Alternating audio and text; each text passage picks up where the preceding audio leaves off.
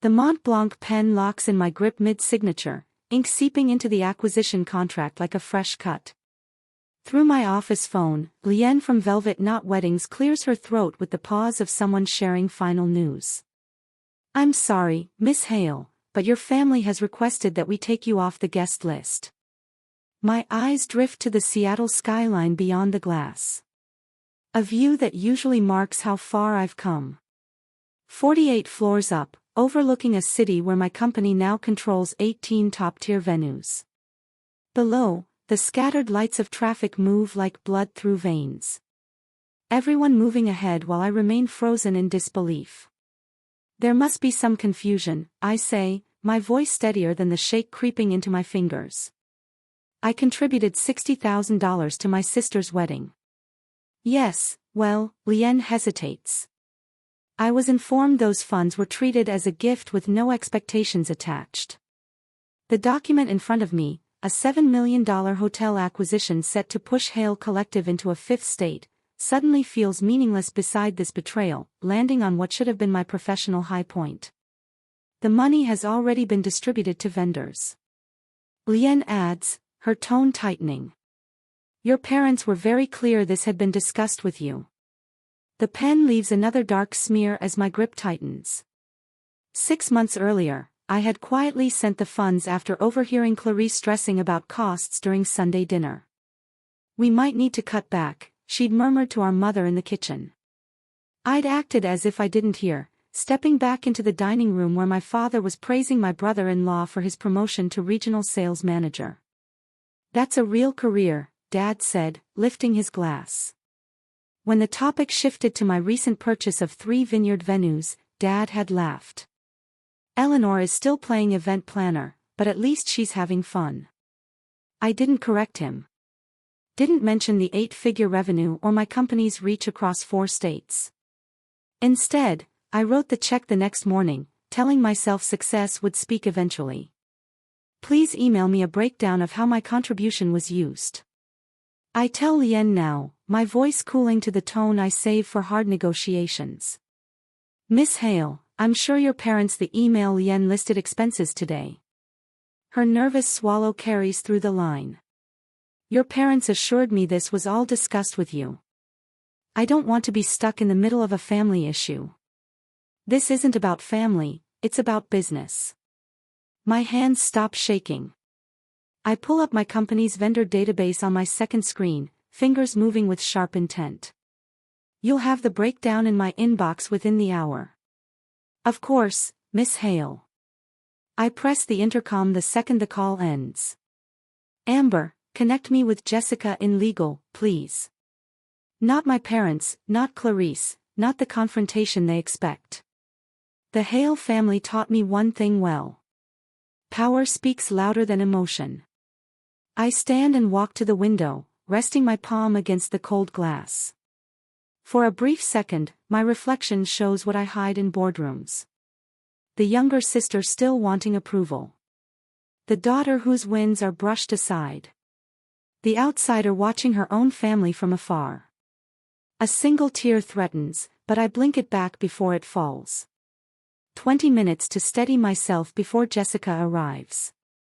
20 minutes to accept that my only sister's wedding may become the last battlefield in a war I never chose. The Seattle skyline blurs for a moment before I force my focus on the buildings my company now owns. The venues where other families mark their milestones. The empire I built while mine kept overlooking me. I square my shoulders and return to my desk. The contract waits my signature: expansion, growth, success, all the things that have never been enough to make them truly see me. But maybe now they'll be forced to see it. The Velvet Knot email drops into my inbox with the clinical courtesy of a scalpel. I remain at my desk, fingers suspended above the keys, pulse hammering as my eyes trace every sentence. As per our conversation with Richard and Diana Hale, we're pleased to confirm their generous gift covering all primary vendor expenses for Clarice's wedding. My hand presses to my chest as if to restrain the realization forming there. Their generous gift, not mine. I clutch the edge of my desk, studying the screen. 3 clicks into our vendor management system and the truth appears. Confirmation that cuts deeper than the uninvitation. Every single wedding vendor for Clarissa's event sits neatly inside my network chart. Florence Floral, Westlake Catering, Taylor Photography, all subsidiaries or partner companies of Hale Collective. My phone vibrates with an alert. I tap it to reveal a group text between my parents, Clarisse, and her fiancé discussing wedding plans from 3 weeks ago. A thread I was never included in, despite underwriting the entire celebration. Proof not of forgetfulness, but intentional removal. I've arranged for the ice sculpture delivery at 4 p.m., my mother wrote. My father replied, the Hale family knows how to celebrate properly. Indeed, we do. 30 minutes later, Jessica and Martin step into my executive conference room, expressions professionally blank as they sit. I stand at the head of the table, back straight while legal documents glow on the wall behind me. The contracts are airtight, Jessica says, her tone exact as she adjusts her glasses. All vendors can withdraw services with 21 days' notice. No penalties. Martin clears his throat. There's something else you should be aware of. He slides a folder across the glossy surface. Velvet Knot Weddings became a Hale Collective acquisition last month. The paperwork closed yesterday. And the venue? I ask, already knowing. Willow Creek Estate is registered under Pinnacle Holdings, Martin says, which is one of our subsidiaries. I finish the sentence. A chill of clarity settling in. The height of irony. My family chose to celebrate at a venue I own without realizing it. Jessica's eyes tighten with concern. Eleanor, I should note the possible fallout if we proceed. Your family has legal options. Against me, their excluded daughter. The laugh that slips out sounds unfamiliar even to me. Please outline exactly what my family would lose. Martin taps his tablet and a new spreadsheet fills the wall. Venue, catering, florals, photography, videography, coordination services, he recites evenly. All deposits would be lost under contractual terms. And the timing, 20 days until the wedding, Jessica adds, if we start the withdrawal today, they'll have virtually no time to replace vendors. Not at this level. I remember Clarissa's excitement when she discovered the cascading wisteria at Willow Creek. Her tearful call about the perfect rose gold sunset for photos. Dreams I made possible while being quietly erased. Martin shifts in his chair. There's also a business angle. This could impact our Portland expansion if it goes public. Venue executive disrupts sister's wedding isn't the headline we want before city council approvals. I turn toward the window. Seattle stretched beneath me. The empire I assembled piece by piece while my family still saw a girl playing pretend. My reflection meets my gaze, calm and resolved. Begin coordinated service withdrawals, I say, my voice level, effective immediately. Jessica and Martin exchange looks, then nod. They recognize finality when they hear it. My office phone rings the instant they leave. Liane from Velvet Knot, her earlier composure fractured by panic. Miss Hale, there has to be an error. Every vendor is issuing termination notices. No error, I cut in. The contracts are being enforced exactly as written. But it seems my sister's wedding requires my presence, just not my money. I end the call and sink back into my chair. As cancellation notices begin flooding my family, I find myself wondering whether professional success ever justified the cost of family ties. Do I hold to principle and let them absorb the consequences of their choices, or search for a way to preserve both the wedding and my self-respect? What do you do when the people who should value you most repeatedly fail to recognize your worth? The answer hangs in the approaching storm of my family's realization. They've never truly seen me. Maybe now they'll be forced to. The following morning at the office, my phone buzzes against my desk for the 7th time in 2 hours. Dad's name lights up the screen again, his 5th call since breakfast. I let it ring until voicemail takes over, then hit speaker to listen. Eleanor, this has gone far enough. His voice shakes with barely restrained anger. If these vendors don't reinstate their services by noon tomorrow, I'm calling my lawyer. You may think you're being clever, but this is criminal interference with contracts. I nearly laugh at the irony of him threatening to sue his own daughter's company.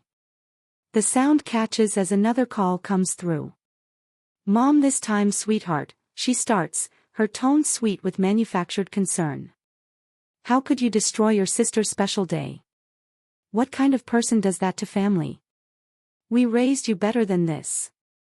I cut the message halfway through the guilt and stare out at the Seattle skyline. The morning fog has cleared, revealing a sharpness I wish matched how I felt. My assistant Amber appears at the door holding a stack of pink message slips. 3 calls from the Hendersons.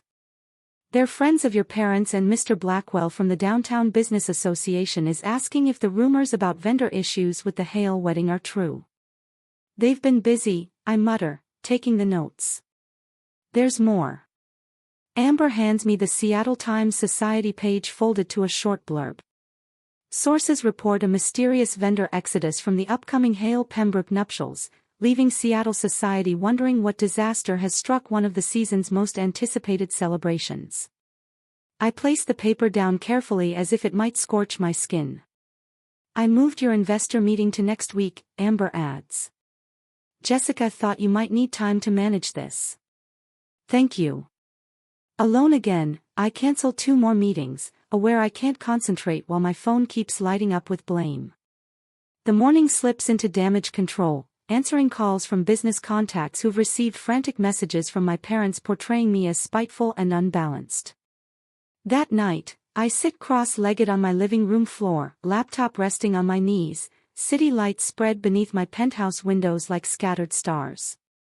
Takeout sits untouched beside me as I play an old family video from Clarissa's 16th birthday. Eleanor planned everything. Mom says to Aunt Judith in the clip, her arm wrapped around Clarice. She's always been good at little parties. Little parties. The same year I organized a charity gala for 800 guests that raised over $2 million. I pause the video and open my email. There it is in plain text. 3 years of messages with extended family where my parents steadily downplayed my work. Eleanor's venue business is doing well. Dad wrote to Uncle Robert last Christmas, never adding that well meant expanding into a 4th state with revenue nearing 9 figures. My phone lights up with a notification. Clarice has posted on Instagram a dark black and white photo of her engagement ring with the caption, "Sometimes the people who should love you the most are the ones who hurt you deepest. Grateful for those who stand by me while selfish people destroy others' happiness for personal gain." The comments overflow with hearts and sympathy, questions asking what went wrong. She never names me, but she doesn't have to. I open a new document and start typing. Every email, every text, every conversation where I was brushed aside or reduced, every dollar spent on Clarissa's wedding, every vendor contract, every veiled thread of blame assembles into a timeline of a pattern I've tolerated far too long. The next morning, Amber steps into my office holding a brown paper bag that releases the scent of cinnamon and butter as she sets it on my desk. "Your favorite from Meredith's Bakery," she says, pulling out a warm morning bun. "You look like you didn't sleep." "I didn't," I admit, taking it with thankful hands. Amber leans against my desk, her face softening. "For what it's worth, I would have uninvited them from my wedding years ago." The comment catches me mid-bite and I nearly choke laughing, the first Real laugh I've had in days. Amber laughs too, and for a brief moment the weight lifts. The lightness vanishes 30 minutes later when my father's voice thunders from the reception area. My family has arrived without warning, their voices echoing down the hall as Amber tries and fails to enforce my closed-door rule. "She can't hide from us forever," Dad declares, his steps closing in. My office door swings open. Dad storms in first, followed by Mom and a tight-faced Clarice. Behind me, the afternoon sun pours through the floor-to-ceiling windows, lighting the scene of familiar dysfunction. "What do you think you're doing?" Dad demands, his face red with outrage. I lean back in my chair, hands calmly folded on the desk. "Exactly what you taught me, protecting my investments." Mom steps forward, waving a hand dismissively. "It's just a silly wedding invitation." "Eleanor, why are you making such a big deal? We assumed you'd be too busy with your project to come anyway." "Project?" I let the word linger before reaching for my phone. "Let me show you my project." I pull up the group chat they created for wedding planning, the one I was excluded from, and project it onto the wall. Message after message appears. Seating charts, floral choices, menu decisions. Mom sharing the credit card receipt for the venue deposit. "Just put it on our card. We can use Eleanor's money, but say it's from all of us." Dad's text follows. "She'll never know the difference. She's too wrapped up in her little business ventures." The color drains from their faces as their own words fill the wall behind me. "Did you think I wouldn't find out?" I ask quietly. "Or did you just not care?" Clarice drops into a chair, staring at the messages like she's seeing them for the first time. Mom opens her mouth, closes it, then tries again. "We were just trying to make things easier," she says weakly, but something has shifted in the room, and inside me. Looking at their stunned faces, a realization settles in. I've spent years chasing their approval, but I've built something they can't ignore or minimize anymore. I don't need their validation to demand respect. The door opens again as Jessica and Martin step in, arms full of folders. Jessica, composed as always, nods to my family before placing a slim portfolio on my desk. "The solution you asked for," she says, opening it to reveal a detailed proposal. Martin steps forward holding a tablet that displays images of the Laurel House, one of my smaller estates. "Everything can be prepared within the original timeline. We've confirmed availability with all replacement vendors." Dad watches the exchange, his expression shifting from anger to confusion. "You have a team," he says, as if realizing for the first time that I built more than a pastime. "A remarkable one," I reply, standing straighter now. "They designed an alternative that preserves the wedding while safeguarding my dignity, something you never once considered. My executive team delivers the plan with clarity and confidence, offering what my family never has: solutions instead of ultimatums, respect instead of dismissal." In their presence, my voice steadies, my spine straightens. When they finish, I open my desk drawer and remove a folder stamped with the Hale Collective logo, a portfolio I assembled overnight detailing my conditions. The Laurel House, 1 day only, essential services included. I slide it across the desk. My alternative offer. As my family stares down at the document, my phone vibrates. I glance at the sender, Clarice. I lift my eyes to my sister standing opposite me, phone in her hand, her gaze locked onto mine with an intensity one haven't seen since childhood. "I need to talk to you," the message reads, alone. I nod and she exits the office with our parents. 2 days later, the wind sweeps across Crescent Bay Lodge's outdoor terrace, carrying salt and resolve in the air. I chose this cliffside property intentionally, my crown jewel with sweeping ocean views and quiet luxury that generates 7 figures a year. The ideal setting for controlled confrontation. Clarice arrives 15 minutes early, her car gliding into the circular drive where Martin waits to escort her inside. Through the floor-to-ceiling windows, I watch her expression shift from uncertainty to awe as she absorbs the architecture, the way the structure rises naturally from the cliff as if it belongs there. "Eleanor." Clarice steps onto the terrace, a silk scarf lifting at her neck. Her eyes widen as she takes in the infinity pools spilling visually into the Pacific. "This is yours. Welcome to Crescent Bay." I motion to the leather portfolio resting on the glass table. "Please sit." The ocean pounds steadily below us, a backdrop for what must be said. I open the portfolio without hesitation, sliding the first document toward her. This confirms Velvet not removed me from your guest list. Next comes a bank statement. This reflects my $60,000 contribution, which Lien stated was treated as a gift with no expectations. Clarissa's hands tremble as she scans each page. I continue, laying out vendor contracts, termination notices, and the email chain with Lien. Every vendor withdrew services as of yesterday. The venue is no longer available. Catering, florals, photography, all cancelled. My tone remains calm, factual. The color drains from Clarissa's face as the truth settles in. Mom and Dad said you were too busy to come, that you had meetings in Portland that weekend. I own the venue, Clarice. I own most of the vendors. Did you really think I wouldn't find out I'd been uninvited from a wedding I largely funded? Understanding crashes over her features. How much of this industry do you actually control? Before I can answer, the terrace doors slam open. My parents storm out, my father's face flushed above his golf shirt. What do you think you're doing? He strides toward us, my mother close behind. Clarice, we've been calling you for hours. I'm showing my sister the truth. I stand slowly, reaching for the remote on the table, since you've spent years hiding it from her. My father waves his hand dismissively. This childish outburst over a wedding invitation. This was never about an invitation. The wall behind me glows as the concealed screen activates. This is about respect. The Hale Collective organizational chart fills the display. 18 premier venues across 5 states.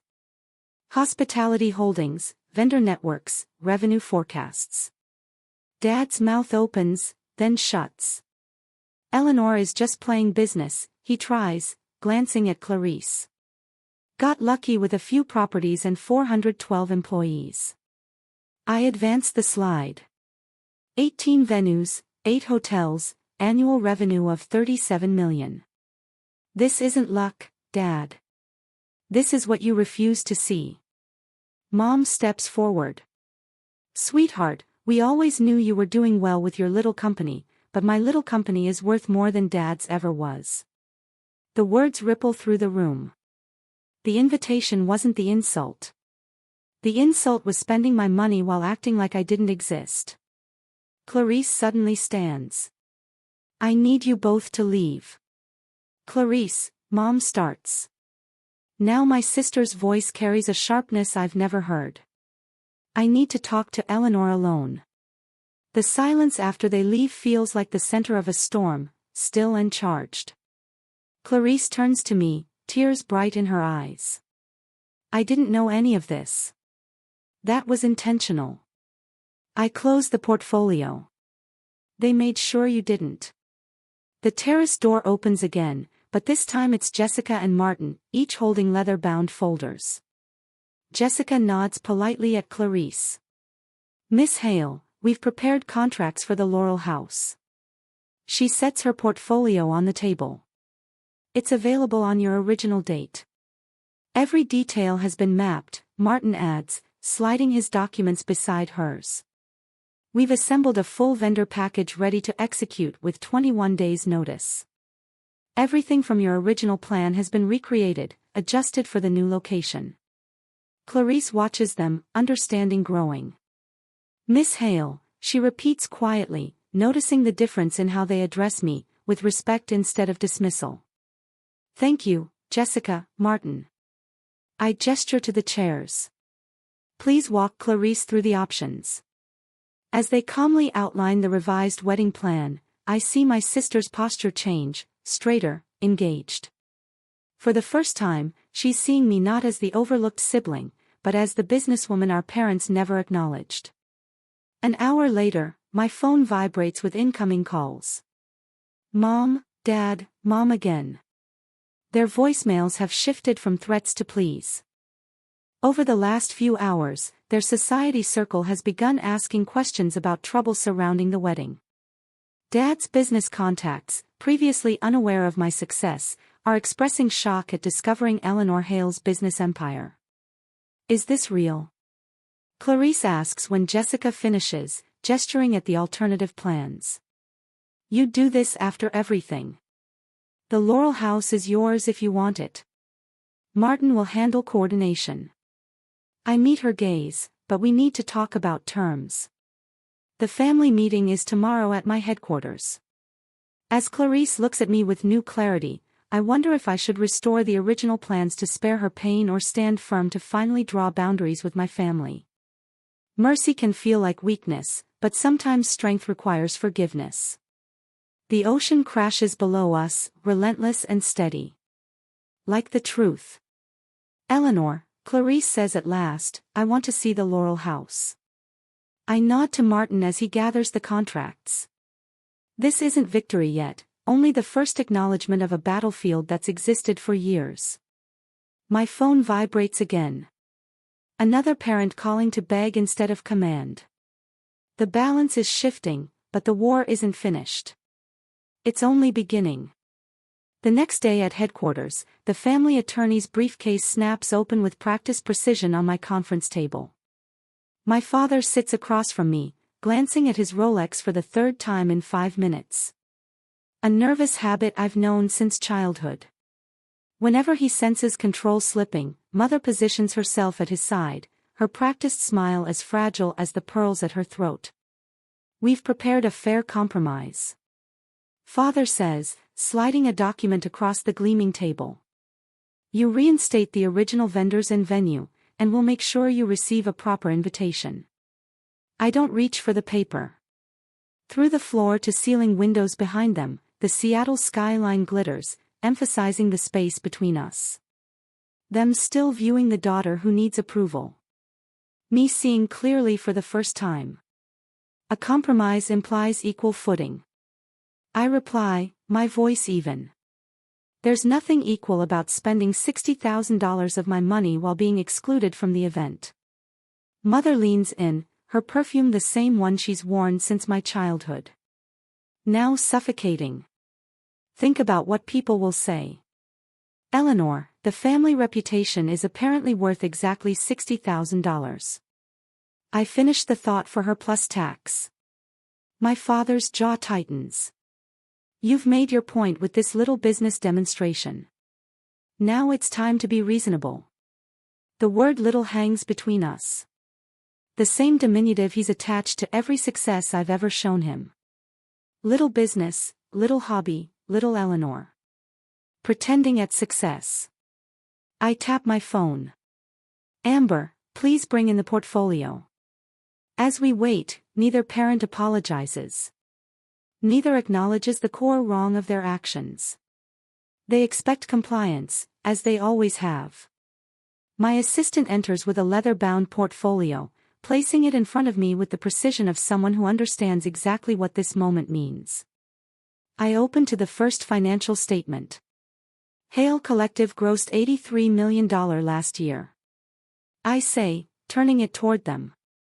That's roughly 7 times what your company ever earned in its best year, Dad.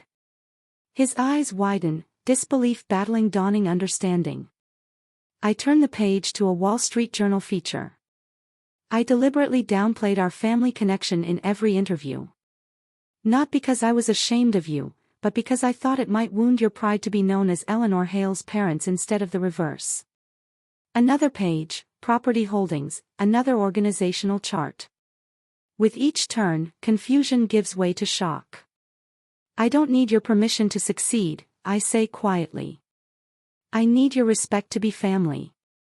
The conference room door opens. Clarice steps in, eyes red-rimmed but steady. Martin stands beside her, his presence confirming he's shown her everything. The full scope of my contribution, the steady dismissal, the empire I built while they weren't looking. My terms are not negotiable, I continue, closing the portfolio. The Laurel House, 80 guests maximum, $185,000 paid up front. That's outrageous, Father blurts. That's market rate. I correct him. Actually, it's a family discount. Clarice moves to stand beside me, not them. The shift is subtle but seismic. I'd like a tour, she says softly. Of everything. 30 minutes later, we're standing in the main ballroom of my flagship venue. Crystal chandeliers scatter light across marble floors that cost more than my father's first home. Staff approach with questions, each deferring to me with a respect my family has never seen. Miss Hale, the Morrison wedding needs approval on the custom lighting installation. Miss Hale, Chicago called about moving up the acquisition timeline. Miss Hale, your investment team is waiting in the North Conference room whenever you're ready. With every exchange, my father grows quieter, his shoulders slowly losing their rigid certainty. Mother drifts toward a display case filled with awards and framed press mentions, her fingertips gliding over the glass that shields proof of a success she never once stopped to acknowledge.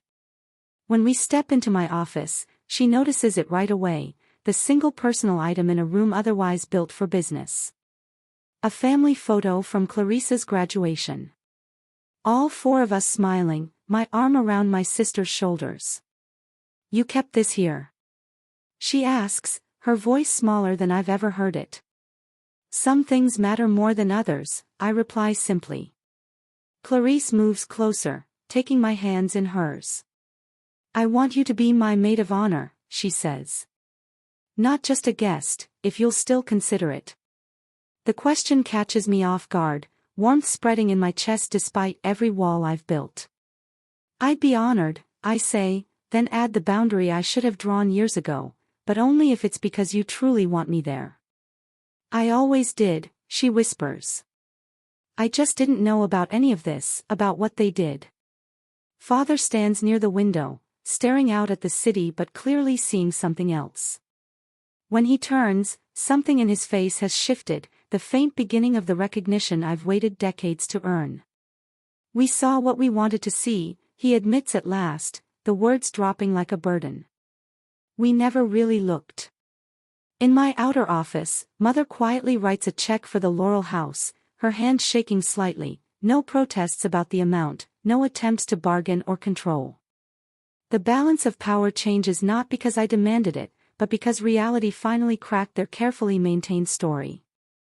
Clarisse hugs me tightly, tears soaking into my shoulder. I didn't know, she keeps saying. I should have known. Over her shoulder, I meet Martin's eyes and give a single nod. Make it perfect, I tell him. Despite everything, because that's what family does. Even when it hurts, especially when it hurts, they move forward, not by erasing the past, but by finally seeing it clearly. On the wedding day, the morning light pours through the Laurel House glass atrium as I guide my team with subtle hand signals they understand instinctively. White roses spill from suspended arrangements, turning the space into a living cathedral.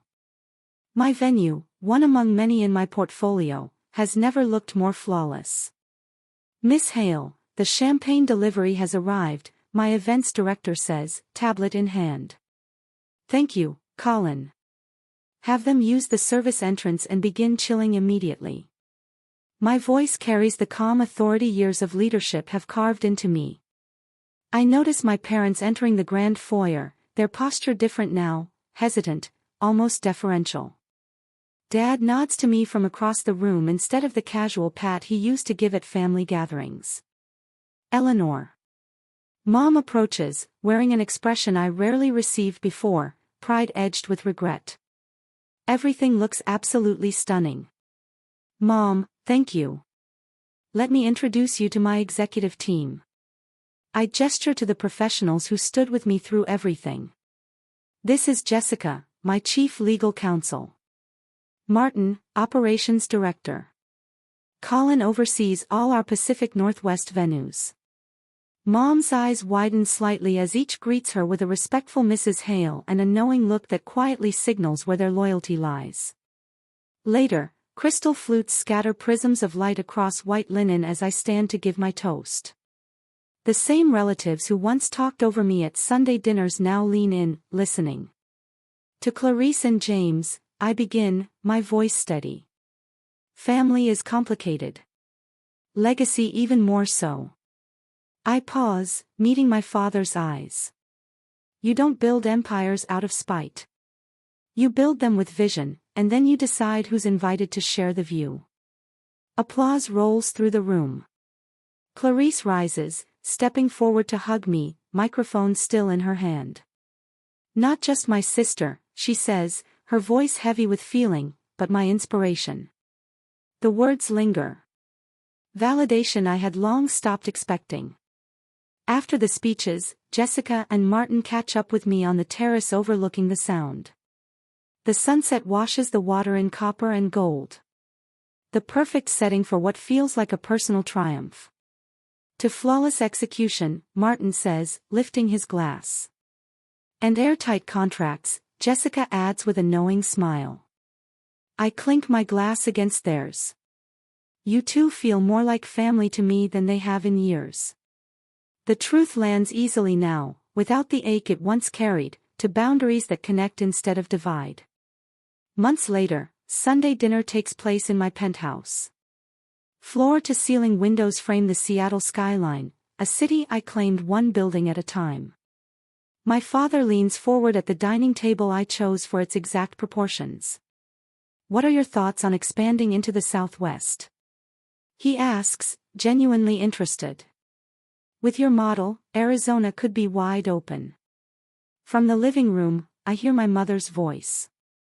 My daughter, the CEO, she tells a friend, proudly pointing to a magazine profile I'm sure she knows by heart. My phone vibrates with a message from Clarice. The wedding photos are everywhere. Every venue tagged with my company's name. Another text follows. You didn't just fund this wedding. You held it together. I finally see that. As I welcome my family into my home on my own terms, I find myself wondering whether real reconciliation comes from forgiveness or from finally being seen for who you truly are. Is it enough that they acknowledge my success now, or should real family love have been unconditional from the beginning? What would you do, embrace this new version of the relationship or keep the boundaries that protected you?